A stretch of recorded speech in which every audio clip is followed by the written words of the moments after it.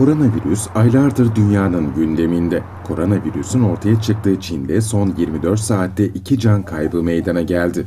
Resmi verilere göre 98'i yurt dışı kaynaklı 108 yeni vaka tespit edildi. Ülkede vaka sayısı 83.100'ü, can kaybı 3.300'ü geçti.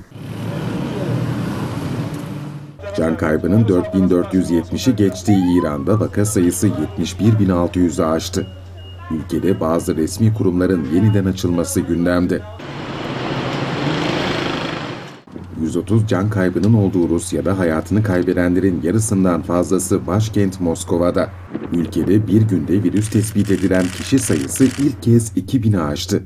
Vaka sayısı da 15.700'ü geçti. Moskova Belediye Başkanı 13-19 Nisan arasında kısmi sokağa çıkma yasağından tam karantina uygulamasına geçileceğini duyurdu.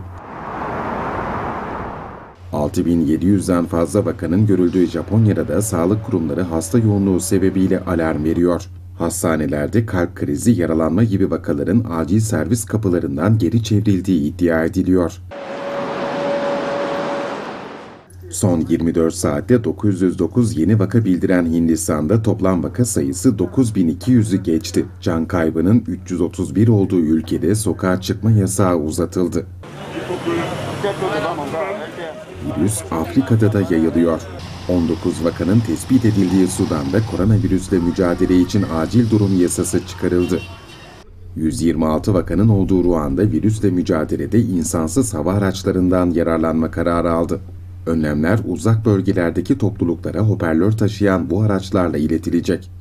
574 vakanın olduğu Fildişi sahilinde ise yıldız futbolcu Didier Drogba ülkedeki hastanesini virüsle mücadelede devletin hizmetine sundu.